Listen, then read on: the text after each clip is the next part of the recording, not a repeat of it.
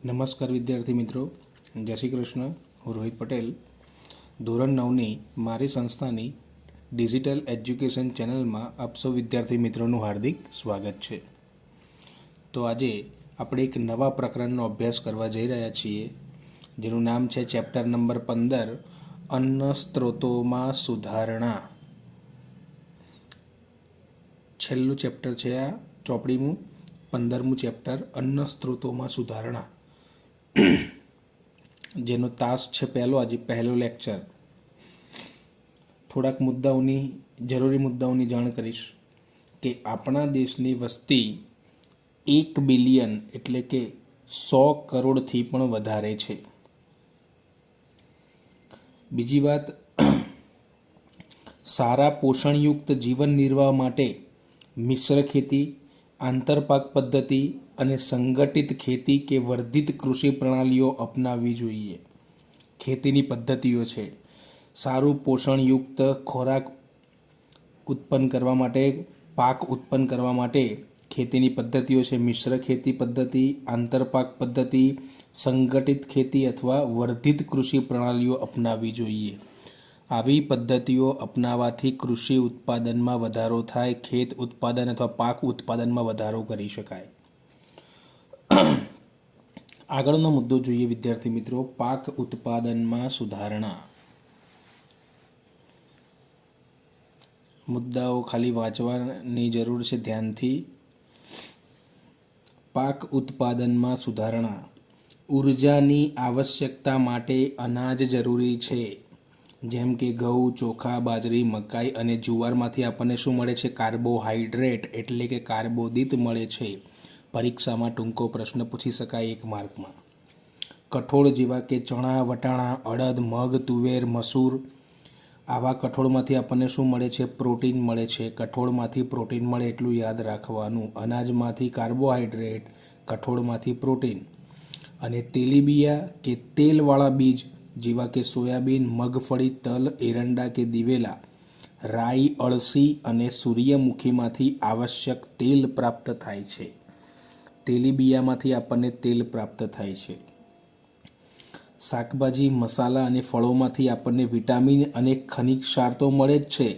આ ઉપરાંત કેટલાક પ્રમાણમાં પ્રોટીન અને કાર્બોદિત પણ મળે છે. પાક્કા ફળો હોય ને, પાક્કા ફળોમાંથી આપણને પ્રોટીન અને કાર્બોહાઈડ્રેટ પણ મળે છે. કે પાક્કા ફળો સ્વાદે ગળ્યા હોય છે, એટલે એમાં પ્રોટીન અને કાર્બોહાઈડ્રેટનું પ્રમાણ અલ્પ માત્રામાં જોવા મળે છે. આ ઉપરાંત ઘાસચારાના પાક જેવા કે બરસીમ, જવ એટલે કે ઓટ અથવા સુદાન ઘાસના ઉત્પાદન આપણે શેના માટે કરીએ છીએ? પશુપાલન માટે ઘાસચારાના સ્વરૂપમાં થાય છે. પ્રાણીઓને ઘાસચારો નાખવો પડે ને, તો એ ઘાસચારામાં આપણે કયા કયા પાક લઈએ છીએ? બરસીમ ઉગાડીએ છીએ, જવ, ઓટ અથવા સુદાન ઘાસનું ઉત્પાદન કરીએ છીએ, જેથી પશુઓને તમે ખોરાક આપી શકો, ચારો, ઘાસચારો.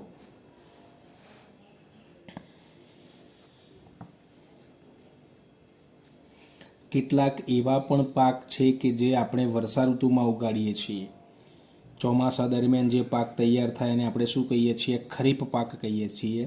વર્ષા ઋતુમાં ઉગતા જ પાકને આપણે શું કહીએ છીએ? ખરીફ પાક. જૂનથી સપ્ટેમ્બર દરમિયાન જે પાક તૈયાર થાય એને આપણે ખરીફ પાક કહીએ છીએ. સમયગાળો જૂનથી ઓક્ટોબર લખ્યું છે, જૂનથી ઓક્ટોબર. હવે કયા કયા પાક આપણે આ ખરીફ પાકમાં લઈએ છીએ? જૂનથી ઓક્ટોબરમાં કયા કયા પાક વાવીએ છીએ? ડાંગર, સોયાબીન, તુવેર, મકાઈ, કપાસ, મગ, અડદ વગેરે પાકો તમે લઈ શકો ચોમાસા દરમિયાન, ખરીફ પાક દરમિયાન.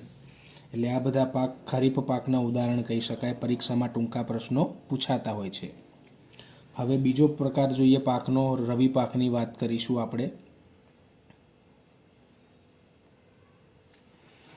કેટલાક પાક શિયાળાની ઋતુમાં ઉગાડાય છે. શિયાળા દરમિયાન જે પાક તૈયાર થાય એને આપણે શું કહીએ છીએ? રવિ પાક કહીએ છીએ. સમયગાળો નવેમ્બરથી એપ્રિલ, બરાબર. ઓક્ટોબર સુધી ખરીફ પાક હતો, ઓક્ટોબર પછી નવેમ્બરથી રવિ પાકની શરૂઆત થાય, શિયાળાની શરૂઆત થાય.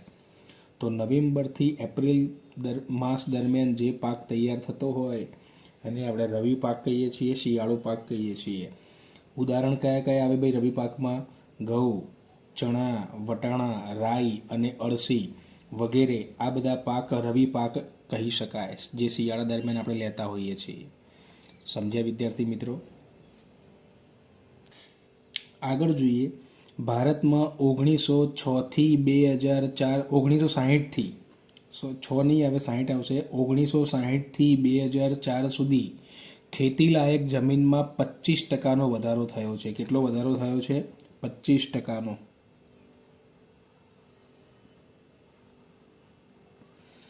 44 વર્ષ જેવું થાય. 1960થી 2004 સુધીમાં ખેતીલાયક જમીનમાં 25% જેટલો વધારો થયો છે. જ્યારે અન્નના ઉત્પાદનમાં કેટલા ગણો વધારો થયો છે? 4 ગણો વધારો થયો છે. ખેતીલાયક જમીન 25% વધી છે અને અન્નનું ઉત્પાદન 4 ગણું વધી ગયું છે. બરાબર. સામે વસ્તી પણ વધી રહી છે વિદ્યાર્થી મિત્રો. વસ્તી વધારો ભારતમાં દિવસે ને દિવસે કૂદકે ને ભૂસકે વધતો જ જાય છે. એટલે અનાજનું ઉત્પાદન આપણે વધારવું જરૂરી છે. હવે જમીન તો વધવાની નથી, જમીનનો વિસ્તાર તો જે છે જ રહેવાનો છે, પણ આપણે પાકના ઉત્પાદનમાં વધારો કરવો પડશે. એના માટે સારી સારી ટેકનિકોનો ઉપયોગ કરવો પડશે. ખેત ઉત્પાદન કૃષિ પ્રણાલીઓનો ઉપયોગ કરવો પડશે અને પાક ઉત્પાદન વધારવું પડશે. તો જ તમે આ વધતી જતી વસ્તીને તમે પાક પૂરતા પ્રમાણમાં પૂરો પાડી શકશો. એના માટે પશુપાલનનો ઉછેર પણ કરવો પડશે અને સારી ખેતીવાડી પણ આપણે કરવી પડશે. તો જ આ બધી વસ્તીને તમે પૂરતા પ્રમાણમાં ખોરાક પૂરો પાડી શકશો. સમજ્યા? તો અહીંયા જોઈએ આગળ શું કરીશું. તો સૌથી પહેલાં ચરણમાં આપણે બીજની પસંદગી કરવી જોઈએ.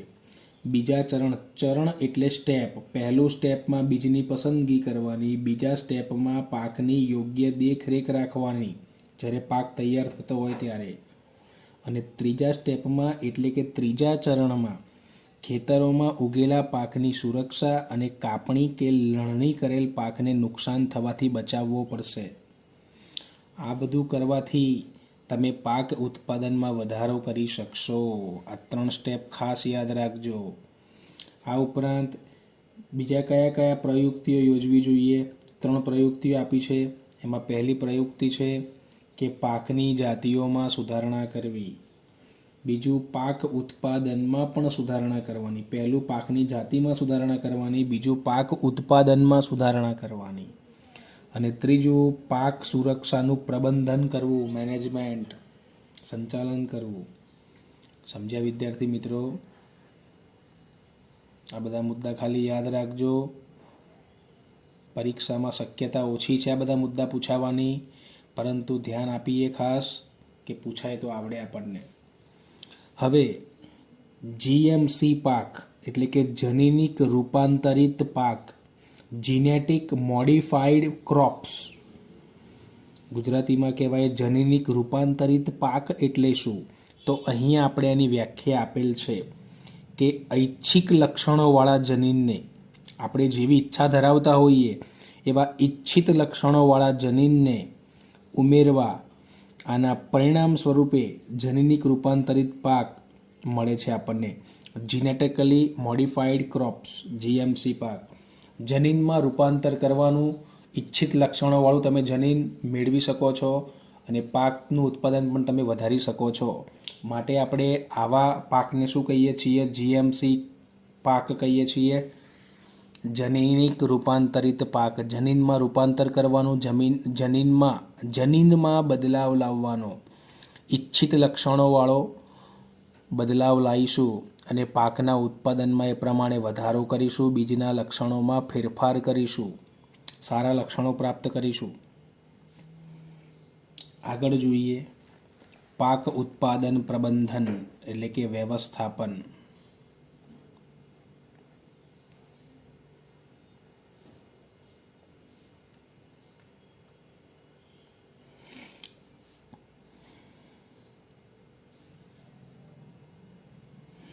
અન્ય ખેતી પ્રધાન દેશોની તુલનામાં ભારતમાં પણ ખેતી નાના નાના ખેતરોથી માંડીને મોટા મોટા ખેતરો સુધી થાય છે. એટલા જ માટે વિવિધ ખેડૂતો પાસે ભૂમિ, ધન, સૂચનાઓ અને તકનીકની પ્રાપ્યતા ઓછી અથવા વધારે હોય છે. ટૂંકમાં ધન અથવા આર્થિક પરિસ્થિતિઓ ખેડૂતને વિવિધ ખેત પ્રણાલીઓ અને ખેતીની તકનીકોને અપનાવવામાં અગત્યની ભૂમિકા ભજવે છે. યોગદાન વધુ રોકાણ અને પાક ઉત્પાદનમાં સહસંબંધ છે. આ રીતે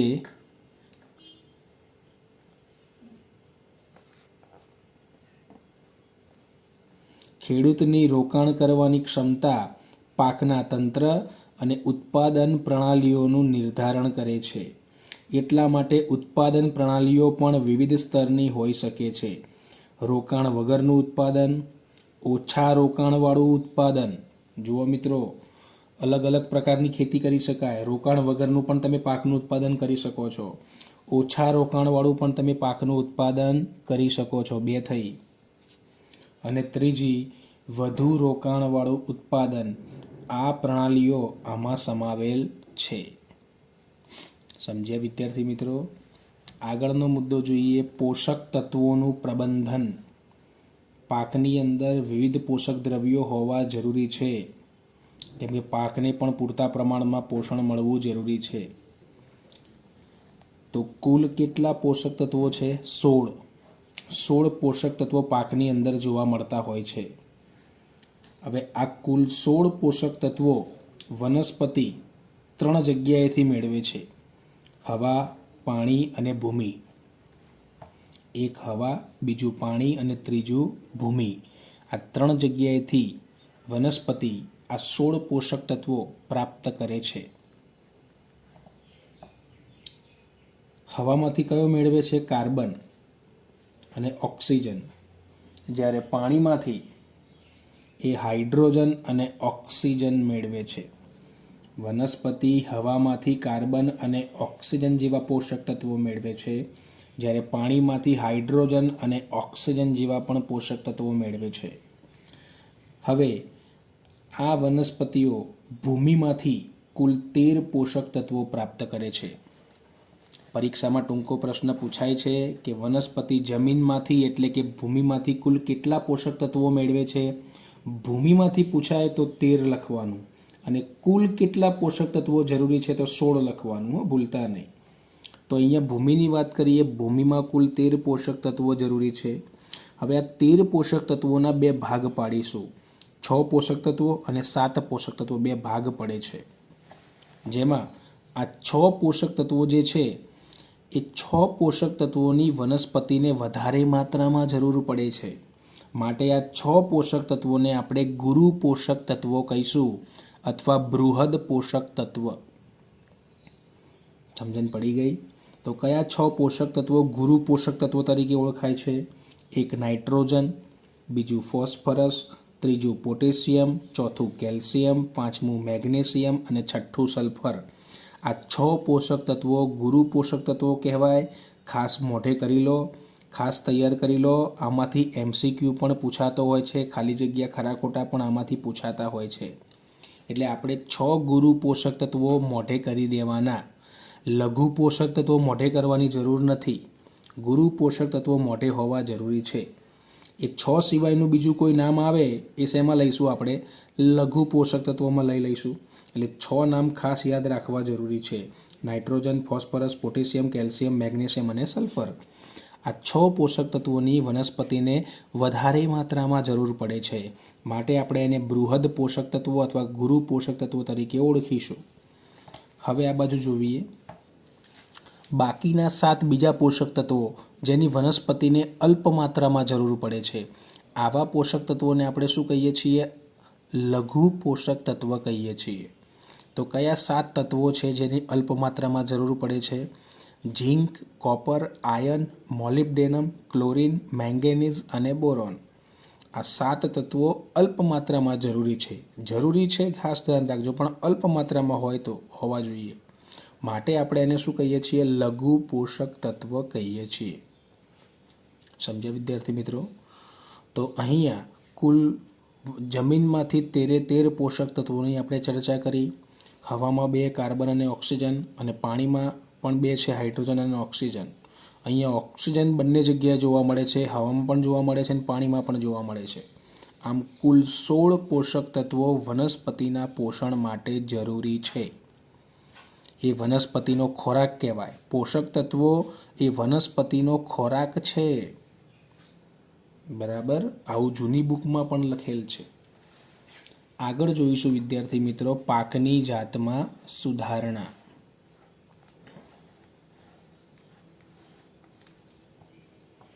પાકનું ઉત્પાદન સારું થાય તેનો આધાર પાકની જાતની પસંદગી ઉપર રહેલો છે. તમે પાકની જાત કેવી પસંદ કરો છો, જાત ઉપર આધાર રહે છે. અને પાકની જાતો માટે વિવિધ ઉપયોગી લક્ષણો જેવા કે રોગ પ્રતિકારક ક્ષમતા પાકની, બીજની, ખાતર પ્રત્યેનો પ્રતિચાર, તમે ખાતર નાખો તો તમને સામે કેવો પ્રતિચાર મળે છે, અને ત્રીજું નીપજની ગુણવત્તા, જે પાક તૈયાર થાય છે એની ગુણવત્તા કેવી છે એના ઉપર આધાર રાખે છે.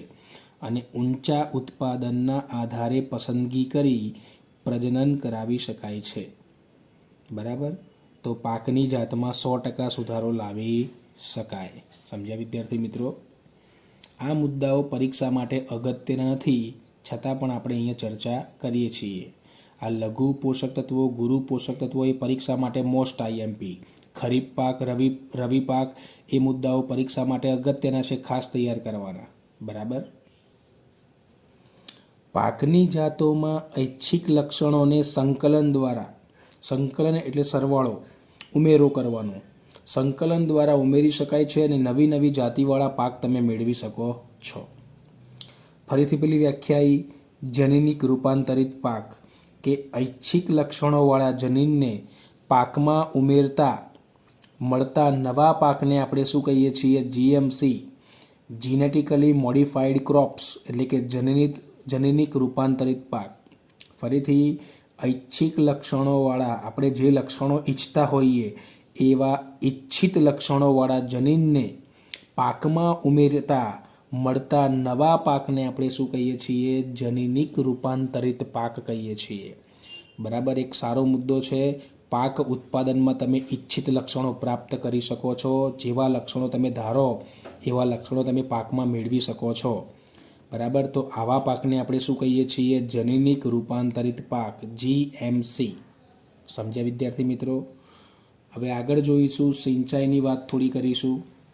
આ મુદ્દો પરીક્ષા માટે આઈએમપી કહી શકાય, પરીક્ષામાં પૂછાઈ શકાય. સિંચાઈ, ખેતરમાં પાકને પાણી આપવાની આ પદ્ધતિ છે, જેને આપણે શું કહીએ છીએ? સિંચાઈ, ઇરિગેશન. વ્યાખ્યા જોઈએ. ખેતરમાં પાકને પાણી આપવાની આ વૈજ્ઞાનિક પદ્ધતિને આપણે શું કહીએ છીએ? સિંચાઈ.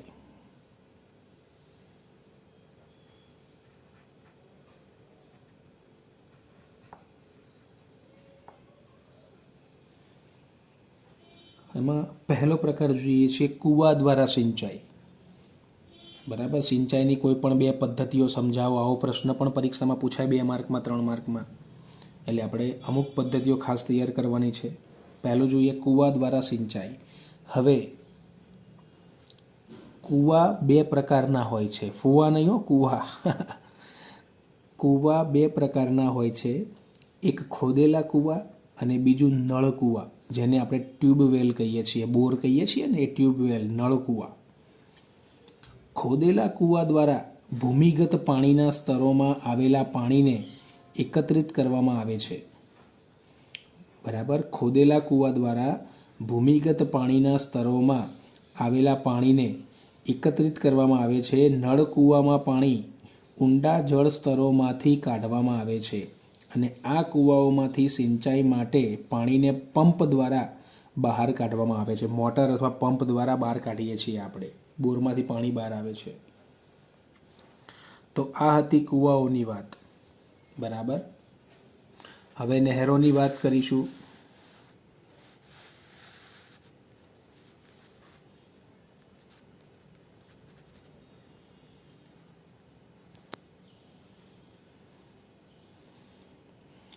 નહેરો, કેનાલ સિસ્ટમ બહુ સારી પદ્ધતિ છે.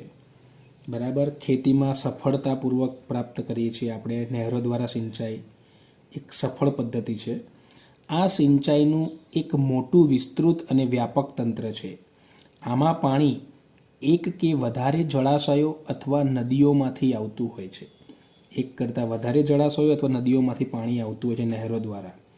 મુખ્ય નહેરમાંથી શાખાઓ દ્વારા બહાર નીકળે છે. મેન કેનાલ હોય, મુખ્ય નહેર, એમાંથી શાખાઓ અને ઉપશાખાઓ દ્વારા ખેતરે ગામડાની અંદર ખેતરે પાણી પહોંચાડવામાં આવે છે, જે વિભાજિત થઈને દરેક ખેતરોમાં સિંચાઈ કરવામાં આવે છે.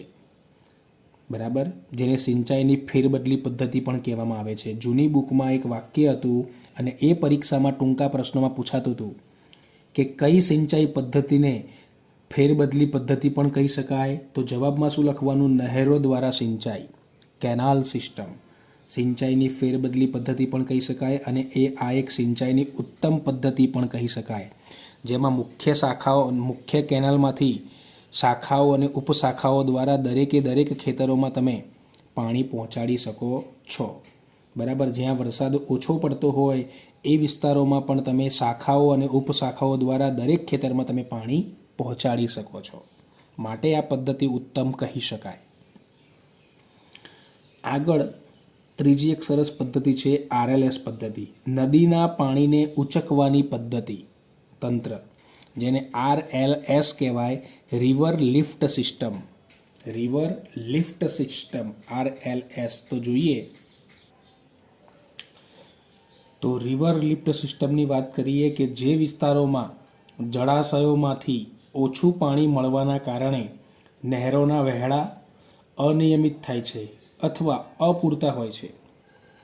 જળાશયોમાંથી ઓછું પાણી મળવાના કારણે નહેરોના વહેણા અનિયમિત બની જાય અથવા અપૂરતા બની જાય છે. ત્યાં પાણીને ઉપર અથવા ઊંચે લઈ જવા માટેનું આ તંત્ર, એવી જગ્યાએ પાણીને ઉપર લઈ જવા માટે અથવા ઊંચે લઈ જવા માટેનું તંત્ર કે પ્રણાલી વધારે ઉપયોગી બને છે.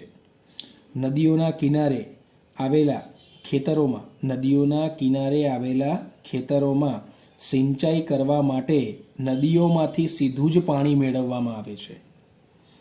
નદી કિનારે જે ખેતરો આવેલા હોય એ ખેતરોમાં નદીમાંથી તમારે સીધું જ પાણી મેળવવું હોય તો પાણીને આ રીતે ઊંચે લઈ જઈ અને સીધું પિયત કરી શકો છો, સિંચાઈ આપી શકો છો. આ પદ્ધતિને શું કહેવાય? રિવર લિફ્ટ સિસ્ટમ પણ કહી શકાય. તો આ પણ એક સારી ઉત્તમ પદ્ધતિ કહી શકાય. પણ આ પદ્ધતિ કઈ જગ્યાએ લાગુ પડે? નદી કિનારે તમારા ખેતરો નજીક આવેલા હોય એ જગ્યાએ તમે પાણી પ્રાપ્ત કરી શકો છો એને ઊંચે લઈ જઈ. River lift system. હવે ચોથી પદ્ધતિ તળાવો દ્વારા સિંચાઈ. નાના જળાશયો કે જે નાના વિસ્તારોમાં વહેતા પાણીનો સંગ્રહ કરે છે. નાના જળાશયો કે જે નાના વિસ્તારોમાં વહેતા પાણીનો સંગ્રહ કરે છે, જે તળાવનું સ્વરૂપ ધારણ કરી લે છે અને તળાવમાંથી પણ તમે તમારા ખેતરમાં બરાબર પાણી મેળવી શકો છો, સિંચાઈ કરી શકો છો. તો અહીંયા સિંચાઈની પણ વિવિધ પદ્ધતિઓ આપણે પૂર્ણ કરીએ છીએ. આવતા પિરિયડમાં, આવતા લેક્ચરમાં આપણે કુદરતી ખાતર, કૃત્રિમ ખાતરની વાત કરીશું, જેમાં સેન્દ્રિય ખાતરની પણ વાત આવશે. તો ખાતરની પાક ઉછેરની પદ્ધતિઓનો પણ આપણે ચર્ચા કરીશું. તો આ વિડીયોનો તમે વ્યવસ્થિત અભ્યાસ કરજો વિદ્યાર્થી મિત્રો. ફરી મળીશું. જય શ્રી કૃષ્ણ.